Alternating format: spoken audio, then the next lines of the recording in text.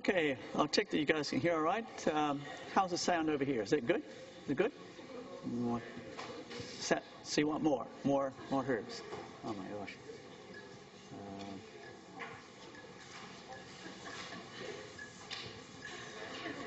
Okay, is that better? It's good? Okay, and you guys okay for sound? I think that's a nod. You guys okay for sound? Right. Okay, we'll make a start. So next week is the fifth and final online quiz. So the details about that is that in terms of the topics that quiz will cover, is be from the overview through to the end of this one on insurance and superannuation and investments. So we won't actually finish the topic until Monday, and of course the quiz itself will open at 6 a.m. on Tuesday and will be open basically through till midnight on Friday. The structure of it is there are 60 questions there. They're multi-choice questions as you've met before. They will be 2 pages of 30 each. And you will have a maximum time of 90 minutes per attempt. At the end of each attempt, there will be this 10-minute period, which they call a grace period, which you can review what you have done. You can't answer any more questions. But then to have the thing graded, you have to click on the submit button to get it graded. Like the other ones, if you want to do it twice, there is a required 2-day gap between the first attempt and the second attempt. And so if you want to do it twice, make sure you do it early enough in that period to give you a chance to have the 2-day gap and have the full 90 minutes to get through to the end of the quiz before the time runs out. And you do have to submit it. Can't wait for it to time out. If you do that, it won't be graded. Okay, so any question on that before we get back to the topic? Oh, yes, it's worth 6% of the final grade, 6% of the final grade for that particular quiz.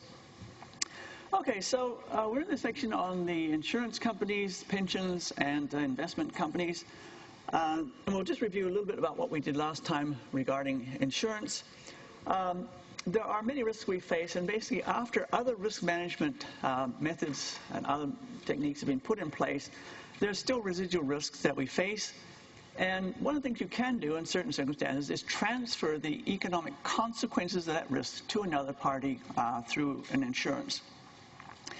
So what insurance does and how the companies make the business is that they pool a very large number of very similar risks that they can estimate the risk that they have. And then what they do is work out the statistical expected loss on those particular risks are. And the price of insurance is essentially what that loss is, the expected loss in a statistical sense, plus a margin for their expenses and their profits. And so basically most of the money that you pay in terms of the policy is actually to cover the statistically expected loss. But then the company itself takes on what we call the objective risk, and that's the difference between the actual loss and the expected loss, or the mean loss.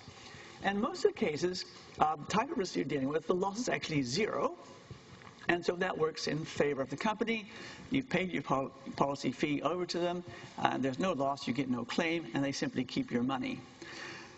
Then infrequently, there are large claims to be made. Like, for example, with fire insurance, if a building is damaged through fire, the claim is very large. And that difference between the statistically expected loss, which may be quite small, and the actual loss is the risk that the insurance company takes on. Now, the insurance industry itself is quite important in accumulation of capital for investment. They receive small amounts of funds from a very large number of policyholders, and then that money that they hold, they invest in the markets, and that varies a little bit with the type of business they're running and their structure, but they invest that money prior to paying it out as claims or making their profit. So we've talked a little bit about the life insurance. Because it's a very long financial commitment, they tend to be natural buyers of long-term securities, such as long-term bonds. So that basically brings us to this point here about the property and casualty insurance. We've talked a little bit about what that is before. So, first question up, how do the policies of property and casualty insurers actually differ from life insurance? How are they different, both in terms of what they do for you and how a company's got to manage its risks?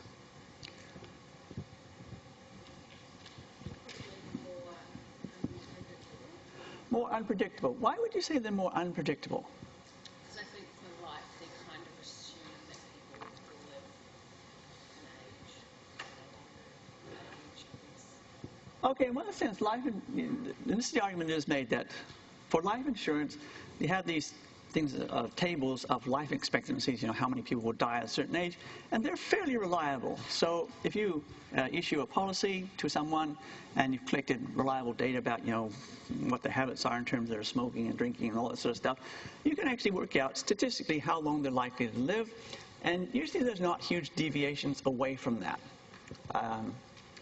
So in one sense, and this is common arguments made, that for life insurance, the actual payout is relatively predictable. So how does that differ from a property and casualty?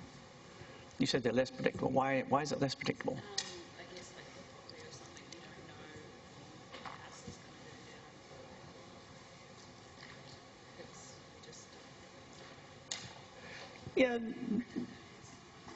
Yeah, the idea is like, if you think about, in one sense, we're all mortal, we will all die, but there's no guarantee that any particular house will be burnt down.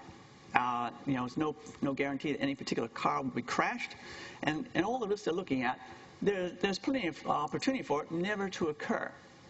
Whereas with life insurance, the thing that's being insured is certain to occur, and so there is an element of unpredictability about them. So how does that affect the way that they actually structure their balance sheet, particularly on their asset side for paying out?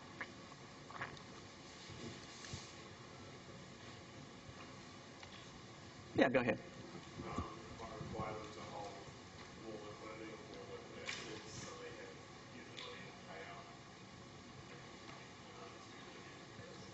Okay, so one of the main consequences in terms of the structure of the balance sheet is that they require higher levels of liquidity. The argument is that in life insurance, your level of liquidity can be reasonably well forecasted, whereas in this type of insurance, property and casualty, because it's less easy to forecast your needs, that you have to hold more liquidity on your balance sheet. Anything else that might be different? There are a few others. Let's roll over to, let's see. This is another point here that maybe I should say, may increase with inflation. If you have, say, contents insurance on the house, house and whatever's inside is insured. If you have a replacement policy, then over time, the price of the goods inside the house, for example, a lounge suite and so on, they tend to rise in price over time, and so the payments can increase with inflation. So if you're not getting, say, not everything is damaged and there's a partial claim, the size of that claim can increase with inflation, and so they've got to generate at least some returns from their investment that will cover that. And of course, from year by year, you often find that your premiums go up as well. So when you think of what they have, corporate bonds, government bonds, but they also will hold shares. And the primary reason for holding them is they tend to rise in value over time. And so when you're thinking about the fact that the claims may rise in value, you want some sort of asset that's going to rise in value, and shares will do that. So often they'll hold money market securities purely for liquidity. That was their money owned for them by other people. Okay, any questions with that before we go to health insurance? Okay, so health insurance covers usual things, going to the doctor. Some of them will cover disability if you get disabled for some reason. A few of them will actually cover dental. It's one of those strange things that a lot of them don't. But in New Zealand, we've got this big publicly funded health sector, but approximately 30%, 3 in 10 New Zealanders have health insurance of some form. which allows them to then buy health care that would not be quite as easily available to you if you relied entirely on the public sector. And we find that some private health care providers like Southern Cross both have their own insurance and their own treatment facilities. Now, one thing the Australian government has done, which we haven't done, is that they put in tax incentives for you to provide your own health insurance. So here, if you buy health insurance yourself, it's not tax deductible. You simply have to pay it. Whereas in Australia, there is a tax incentive for you to provide this insurance for yourself to supplement their Medicare program. Okay, any questions on health? It's pretty straightforward. It's fine. Okay, a few important issues. In insurance, what's adverse selection? What's adverse selection? Yep, go ahead. The people that are most likely to incur the loss and also the most likely to get insurance for the loss. Yeah, so this is the problem that an insurance company face. Those who are most likely to claim are the ones who are most likely to buy insurance. And, so when you think about spreading the risk out, what you tend to have is the people who are likely to claim are the ones who've bought it. So they know about that problem. What can they do to deal with that problem? Yeah, go ahead. You have to get the most accurate information out of the people claiming insurance.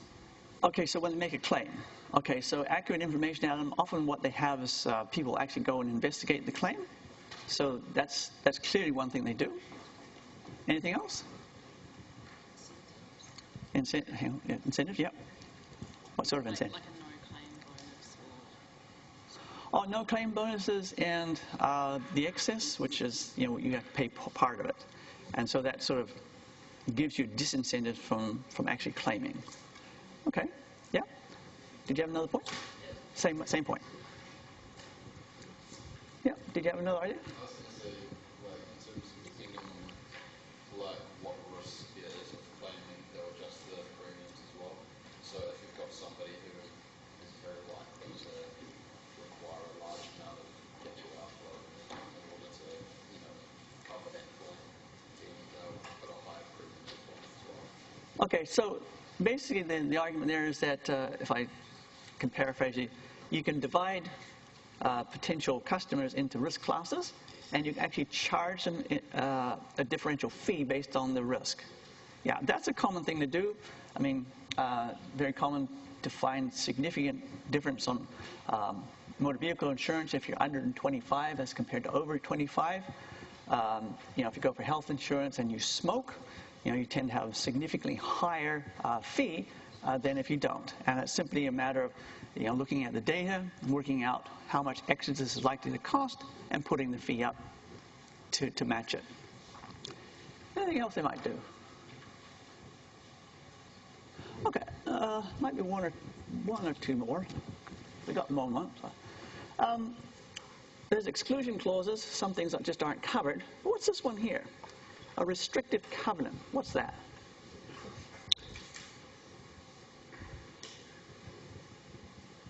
What's a... Yeah? Is that to do with, like, the things that you can't do once you've, like, taken out insurance? Well, restrictive covenant, like for example, if you've got life insurance and you want to go parachute jumping, then you die. That's tough. Yeah. That's actually an exclusion clause. I mean, that's quite common. Like things that are considered dangerous, like parachute jumping, scuba diving, and so on.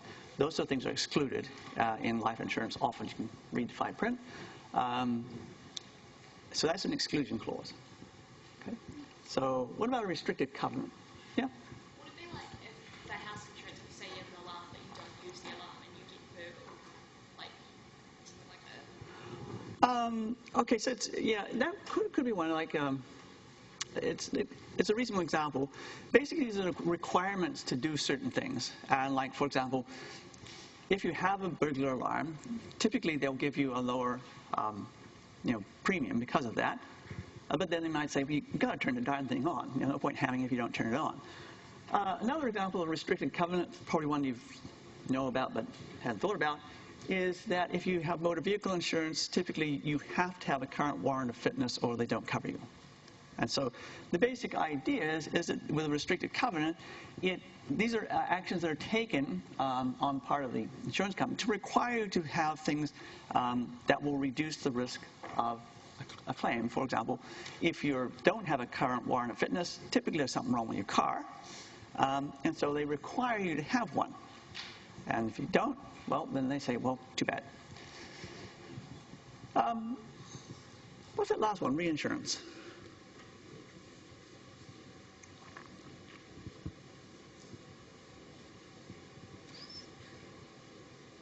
Well, reinsurance is basically insurance company buying insurance on their insurance. And this is quite common. It sounds a bit silly, but it's quite common is that you can do all the calculations you like, but sometimes things hit you that you don't expect. And what you have done in reinsurance is simply gone out and buy protection in case you get overwhelmed. And for example, with AMI and the earthquake, they did have reinsurance. In fact, the CEO used to go to Europe every year to negotiate the reinsurance, but they simply didn't buy enough. But they did. They did buy a substantial, what on paper looked like a substantial amount of reinsurance, and so it basically got to the point like if they ran out of the ability to pay themselves, they would then lay a claim against their reinsurer, who would then pay out on their behalf. So those things can all be done to try to manage the risks that they're taking on. Okay, any question on that before we go to moral hazard? Okay, what's moral hazard? Yep. That's the problem. If you have insurance, you're more likely to behave recklessly with whatever type of insurance you have. So the typical analogy is if you, if you take out car insurance, then you're more likely to be irresponsible for the way that you drive your car because you've got car insurance and you don't cover it. Okay, so the basic thing is you buy insurance, the very fact you have insurance, you change your behavior in such a way that it makes the claim more likely. And so like if you have car insurance, you take less care driving as one example. It can include illegal behavior, like if people have insurance on a building and they engage in arson, that's a moral hazard as well. Basically, they've actually deliberately caused the damage. So that's basically the problem. And again, insurance company has to deal with this. And often what they do, the only way they deal with it is in the investigation of claim, particularly, somebody's claiming and they think that the thing has been, whatever the claim is, has been deliberate, then it's often you'll find deliberate damage is excluded. Okay, what about redlining? What's that? Yeah, go ahead.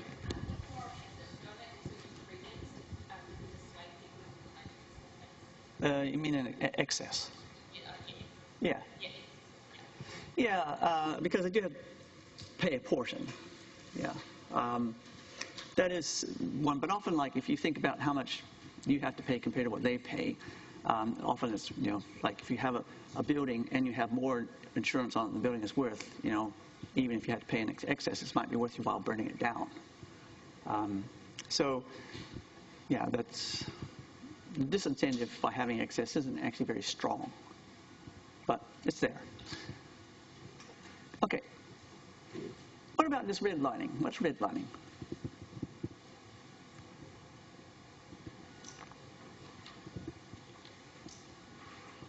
Redlining is simply drawing they call it redlining because it's like drawing a red line on a map and say we don't cover that area, that geographic area.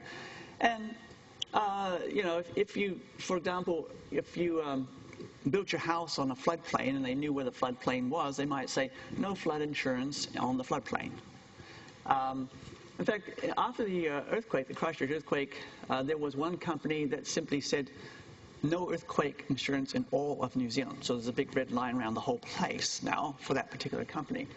And it's basically, sometimes, when you're thinking about these all or nothing type risks, flood, typhoon, earthquake, you can often figure out pretty much where they're going to hit. little bit of science, you can figure out where they're going to hit, and you can simply say, well, I'm not going to cover that risk in here because, because it's an all or nothing type risk. Now, final one. How can an insurance company pass risks on to capital markets? Yep, go ahead. They could purchase the type of security that is likely to appreciate in value in the event of, so say, there's an earthquake and they have something that's going to go up they need earthquake premiums or something. Okay, yeah, I understand the point. So basically, you're looking at something that's like negatively correlated. So if they get a claim that the asset they hold goes up in value, that would probably be considered at least in part hedging.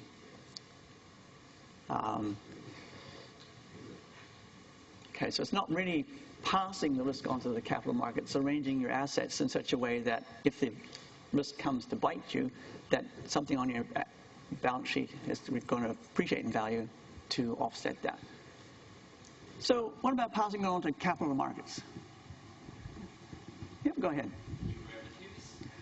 Derivatives, yeah, for some of them, like, remember we looked at those hurricane, did we look at the hurricane derivatives?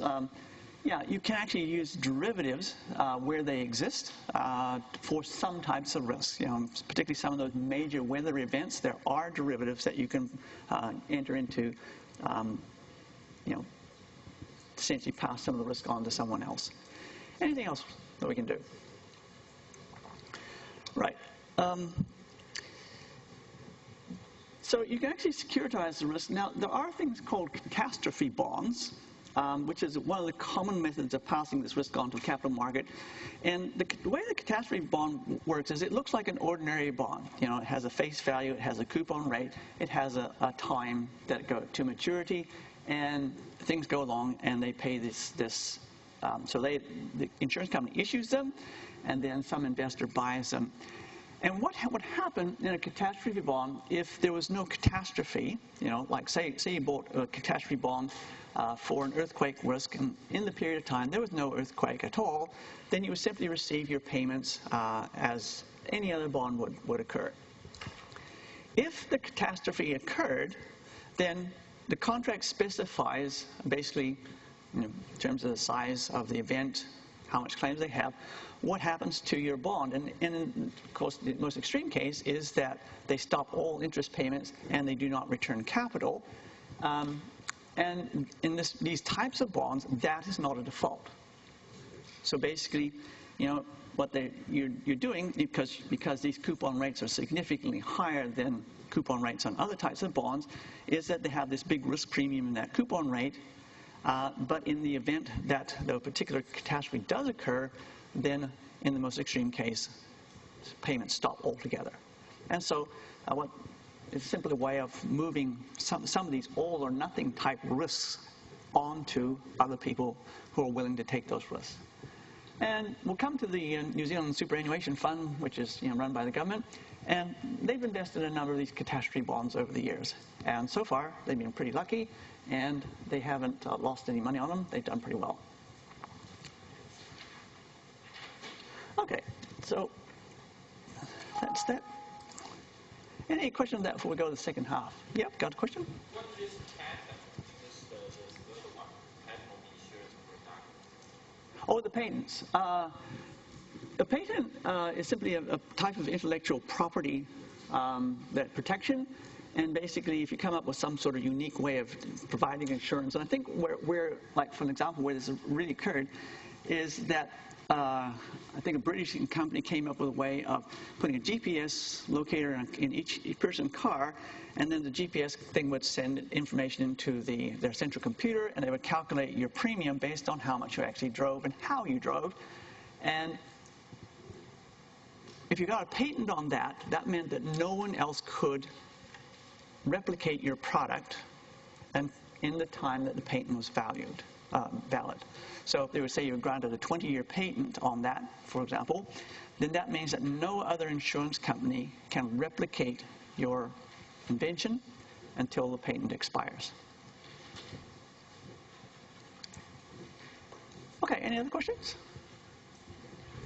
Right. So we'll move on to the second half.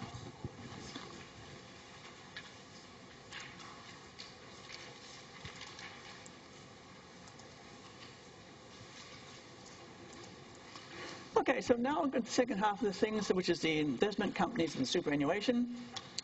And this is what we'll talk about, superannuation and pensions. Those two things are technically different, although most people don't actually differentiate between them. And then we'll go on to closed-end, open-ended investment companies, the various types, and last of all, the hedge funds. So superannuation and pensions. There's basically two very broad categories, private pensions and government-sponsored ones.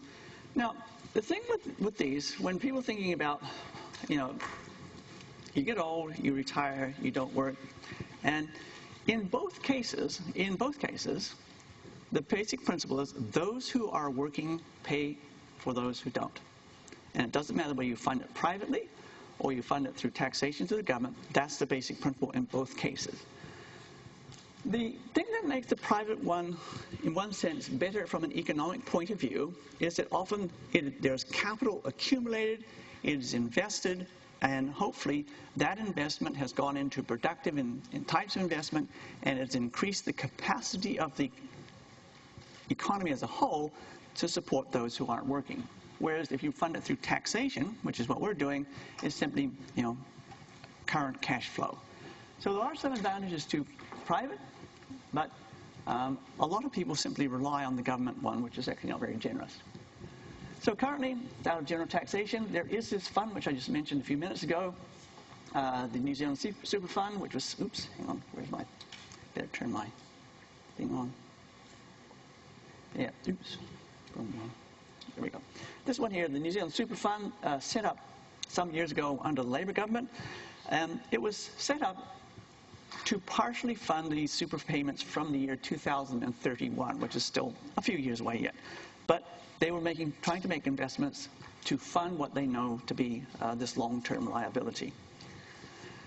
Now, one other thing that we should say about pensions and superannuation, which is not commonly known, is that most people assume that you had some entitlement to live the last 20 years of your life not working. When superannuation and pensions were sort of cooked up in the very first place, the age of entitlement was actually the life expectancy.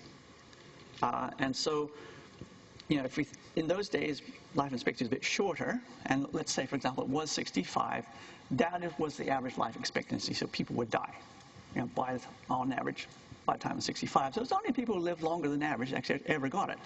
And if we had kept the same policy, the age of entitlement now would probably be around 79, 80. Okay, so, people are living longer, but we haven't adjusted the age of entitlement to account for the fact that people are living longer. And so what is happening is this is costing more and more and more. And that's why governments, including our own, are considering raising the age of entitlement, is because this is getting pretty expensive sort of stuff to have. And quite a luxury in my opinion. Why should someone stop working just because they're hit 65 if they're perfectly capable? You might look at me and think, he's an old geezer. I'm 62. Why should I stop working in 3 years' time? Just I might be dead, of course, but if there was nothing wrong with me, why should I expect the taxpayer to pay me? But that's just my opinion. So we haven't kept pace. This is becoming more expensive, and it's becoming a bigger issue for all people, and particularly people who are younger, because people who are younger can fully expect the age of entitlement to rise over the course of your lifetime.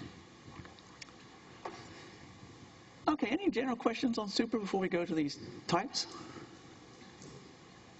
Okay, so there's two basic types. There's a defined benefit and an accumulation plan. So what is the difference between them? What's a defined benefit? Yeah, go ahead.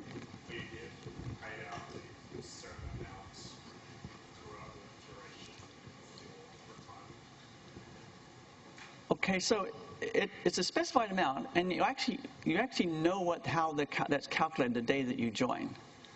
Okay, that's why it's called defined benefit, because like the day that you join, it's actually specified how they're going to calculate your pension. Okay, So what's an accumulation plan? Yep, go ahead. Where you've made investments and then the total accumulated amount would be how much you'll get paid out over time. Yeah, you pay in, there's investment made, at the end, you get a big lump of money. Okay, so those things are quite different. So who takes the investment risks in a defined benefit plan? Yeah. Yeah, the funder of it, whether it's an external fund or the employer, they bear the risk, investment risk. So if the invested funds don't get enough money to make these payments, then somehow they got to get money to pay it out. So the investment risk is borne by the provider. What about the other one, the accumulation one? Who has the risk there? Yeah?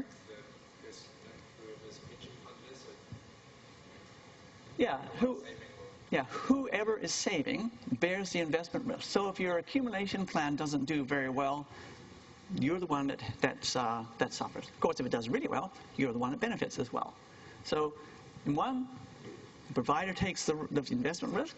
In the other, the accumulation one, you as the person who pays in takes the investment risk with these things. So the few, these things, these defined benefit plans, it's fair to say that they're being phased out. The last one that I knew that was open was this one here. This was the government superannuation fund. It was basically open to government employees. But it was closed off to new members in 1992, and I don't know of any more operating in New Zealand that are still open. Overseas, there are still some that are open, but they have long periods before you actually get anything out of them. These terms here, fully funded, the funds are sufficient to cover obligations. It's an unfortunate fact of life. If you go around looking around the world and you look at pension funds, the vast majority of them do not have enough money in them to actually pay the benefits that they have promised. Contributory, employee and employer contribute. KiwiSaver usually works that way. So if you put money in, then your employer matches it to a certain extent. Sometimes KiwiSaver is employee only, okay? And that is, if it's employee only, then it's called fully contributory. So it sounds good, but it's bad. So if your employer says to you, oh, we've got a fully contributory scheme, you think, wow, that sounds good. No, it's actually bad. You have to pay for it all. And then, of course, these ones here, non-contributory, where only the employer contributes. There's not many of those either in New Zealand, but sometimes you see them overseas. So defined contribution, you put the contribution in, and the fund gains its money. Now this thing here, vesting, you know, when we go back to the defined benefit, and you look at the overseas ones that are still open, it takes a long time to be in those schemes before you actually get anything at all. And I was talking to one of our Erskine visitors about schemes that are available where he lives, which is in Tennessee. And he said that you have to have been in the scheme at least 10 years before you get any benefits at all. And that used to be, that was the case for the government superannuation scheme. You had to be in it 10 years before you got any benefits at all. If you pulled out before that, you simply got your money in a tiny, tiny amount of interest. Portability is quite a key issue. The ability to transfer your contributions into another plan. Now, many ones, employer ones, prior to KiwiSaver, you couldn't move. You couldn't take your money elsewhere. So that was designed in the day, you know, when they're trying to encourage people to stay in one company for their entire life. And that just almost never happens anymore. And so portability in your scheme is very important. And KiwiSaver, as a good design feature, fully vested from day one, and fully portable. You can take it anywhere you like in terms of moving schemes.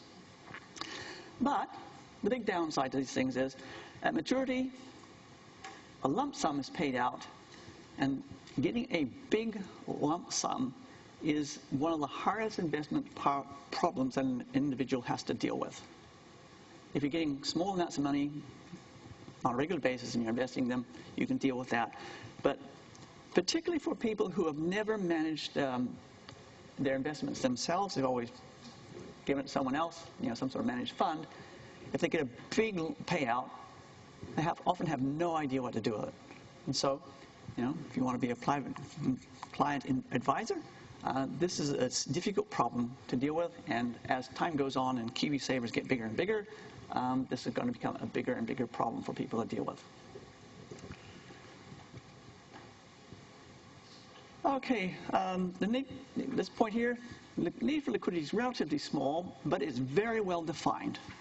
And so you can manage your liquidity quite well with these things.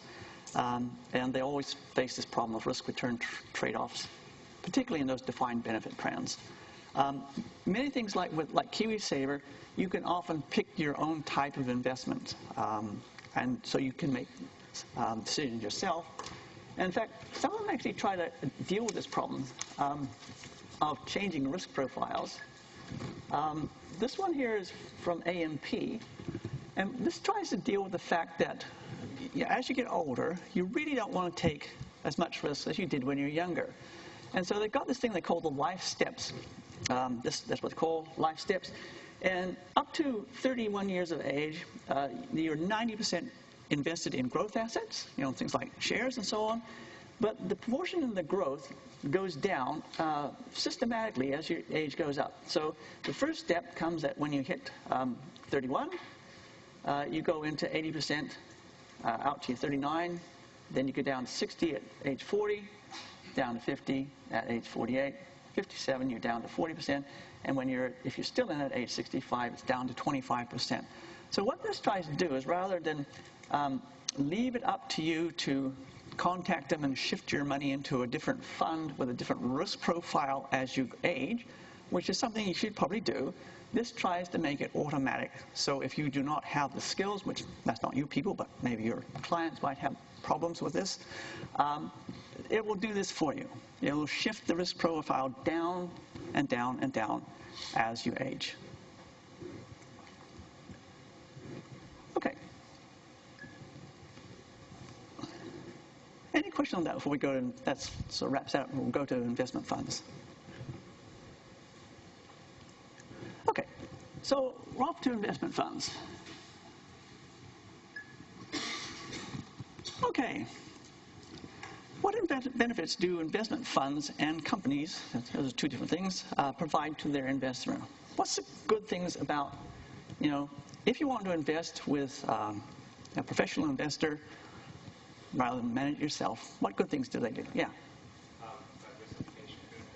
Yeah, diversification, and that starts, from day one, very hard as a direct investor to get good diversification when you don't have much money. So diversification, a key benefit. Yeah? Your money's part of a much more informed capital, so it gives you access to investments you wouldn't be able to invest in as a private investor. Okay, so the fact that it's pooled with other investors means that you have access to types of investments that you could not access directly yourself. For example, if you like Westfield, you want to have shares in Westfield, you can't go and buy Westfield because it's just too big. But, your super fund, because it's pooled, they can buy shares in that place like that. Yeah.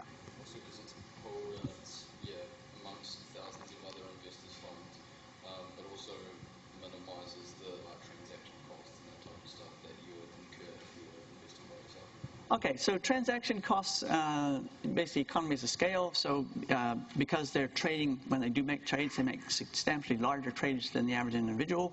The per trade costs are down. So lowered costs in terms of transactions. Yeah. Anything else? What's that?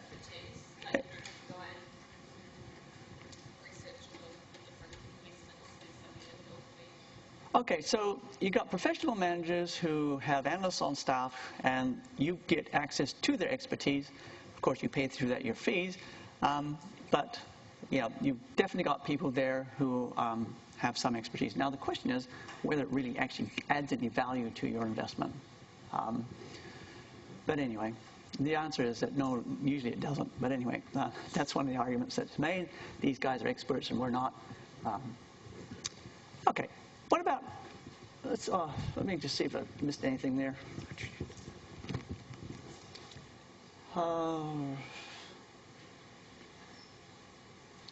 Oh, this one down here, in New Zealand, if it's structured as what's called a portfolio investment entity, there are some taxation advantages to these things, which you wouldn't get as a direct investor.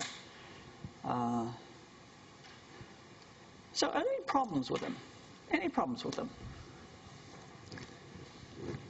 Go ahead. Part of your returns will be eaten up in fees. Yeah, part of your return is eaten up in fees, yeah. And when you look at the broad performance of managed funds versus the indexes, typically whatever their fee is, that's how far they underperform the index. That's just a broad general truth. And so one of the things that, if you're going to invest in these things, that you really need to look at is what is the fees, and because you're paying someone to manage your money, and you really need to look at what is that fee. And also, the other thing you should look at is what they call the management expense ratio, which is basically how much are they incurring, just in normal transaction fees, like, every time they trade, they got to get a broker to trade for them. If there's other expenses that are there, they're just part of their going about their business. That's often separate to the management fee, which gets paid to the manager for the job. And so those two things, the management fee and the expenses, together, they eat directly into your returns. And so you've got to look at how big those are. The other thing about them is, in general, they actually add no value to the basic index. It's kind of sad. But there's a reason for that. Let me see if I can find my graph. What have I done with it? Oh. Yeah, where did I put it? Ah, here it is. Here it is. So this is U.S. data, and this bottom line down here, this is the key one to look at. That's the fraction of the market value held by institutions. So that's, mutual funds and life insurance company and everything else. Is that as time has gone on, this is 1980 here, they're just about 30% of the entire stock market was held by things like mutual funds and life insurance companies and so on. Now it's above 60%. Well, this paper was published in 2011. At that point, it was over 60%, and it's actually continued to creep up. And what it basically tells us, if you read the paper, which I read it, but I know you didn't, is that one of the reasons that they don't do any better than the market is that when you look at them, basically they are the market. They are the people who are in the market. They account for a much greater, even though they own 60%, they account for a significantly higher percentage than 60% of the actual trading in the market. And so as a group, basically they are the one that sets the price, and basically it's a game where there's no real net benefit overall. So as a group, they are the market. When you look at them, on average, they return what the market returns minus those fees. So overall, it's a peculiar thing in one sense, because if you think about it, this is the deal. Let's say I was going to play Roger Federer at tennis. You know who Roger Federer is, yeah? Would you give me 50-50 of beating him? No. Right. What about this, though?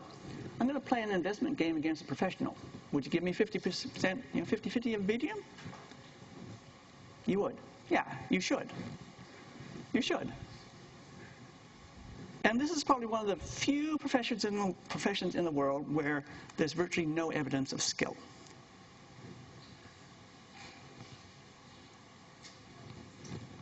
Well, it's not very funny if you think about it. And it is funny in one way, but it's just weird. Maybe you can go, probably some of the people who graduates end up like, Nathan. He's a fund manager, and he makes money off people who don't want to manage their money.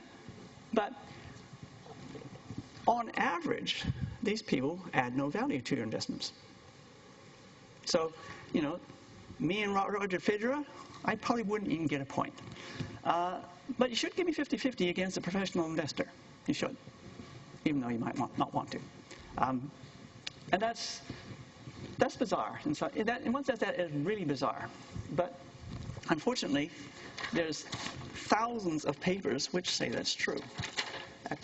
And in fact, I've got a PhD student at the moment working on the Chinese market, and it still seems to be true in China. So anyway, moving on to the various types. How does the closed-end investment fund work?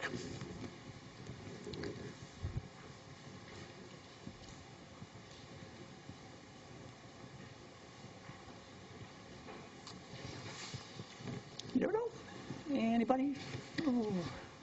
Well, closed-end investment funds, and sometimes they're split into two groups, but the basic idea is that they'll raise funds through something like an IPO, and then they'll go about making the investments. And if you, as the investor in that particular fund, wants to get out of your investment, then you sell it to another investor through something like a share market. Now, some countries, and the United Kingdom is one of them, they distinguish the difference between a closed-end investment company and a closed-end investment trust. And ultimately, the difference is that a trust doesn't get taxed, whereas a company does. So once they've raised their money at the start, they typically do not issue more shares or bring them in, redeem them. They're usually at a constant level. Sometimes they'll have a rights offering if they want to raise more money for more investment, but typically they're like any other company. They have a fixed number of shares on offer. If you want to invest in that particular fund, you buy them on the market. If you want to get out of your particular investment, you sell them on the same market to some other investor who might be interested. So they're just traded and they're priced on the market, and this gives rise to this problem that they can sell more typically at a discount, but sometimes a premium to the net asset value. And here's some. This is British data from seeing how they got truckloads of these things. So they got, as you can see here, 419 closed-end funds trading on their exchange over there. And this is the column here is the premium and the discount. So what you have here is the price, that's what it's trading at in the market, and the net asset value is that column there. And of course, the difference between those either tells you that it's trading above the net asset value or below. And for example, this first one here, which maybe you can't read that, 3i Group, ordinary shares, is trading at a nearly 40% premium to its value. So it's worth £6.04. It's trading at £8.40 and a half, and so it's trading at nearly 40% premium. Go down to some of these other horrible ones down here. Let's go down here. Here's one at 19%. Aberdeen Smaller Companies Income Trust has £3 and half a pence worth of assets, but it's currently trading at £2.41 and a half. And so it's traded at a nearly 20% discount to the net asset value. And some of these British ones, they are available on the New Zealand market. Now, what's time going like? So the open-ended one, which we haven't come to, the thing about these things is that they don't have to hold liquidity to make redemptions. If you want to get out, you sell it to someone else. And if you're actually concerned about, what sort of return you might get, if you're going to pay someone else to manage your money, I found this one's really interesting. Where did this come from? This is Milford Monthly Review, October last year, and this is what they have to say. So if you're an investor, it says, Milford's strategy is to invest in companies with strong management, and unlike Warren Buffett, we don't ignore markets because our funds are open-ended, whereby investors can redeem all or some of their money after giving notice. Buffett's Berkshire Hathaway, by contrast, is effectively a closed-end investment fund where the company has no commitment to return funds to investors. Berkshire Hathaway investors, that's the closed-end stuff, must sell their shares to other investors if they want to raise cash from the investment. So here's the key point from their point of view as fund managers.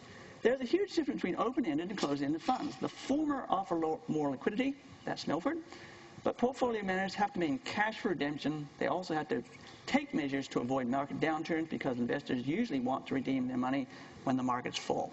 Dumb idea, but they do it. Closed-end funds can be fully invested and take a long-term view, even though Berkshire Hathaway funds, type funds, that's those closed-end ones, have a clear advantage over open-ended funds. We're happy with that. We're happy with us. So this is it right from the horse's mouth. Fund manager says, closed-ended ones, if you're going to do this, you're going to pay someone to look after your money. They say closed-end funds are better than we are. They probably don't want you to know that, but, well, maybe they did. They stuck it in there. But it's really interesting because ultimately, when you start looking at this stuff, that's actually true in terms of why they underperform. The very fact that these things have to carry a lot of liquidity, well, a significant chunk of liquidity to meet redemptions, which the closed-end funds don't have. In general, closed-end funds do better than open-ended funds. Anyway, time's run out, so we'll stop at that point and we'll pick it up there next time. That's on Monday.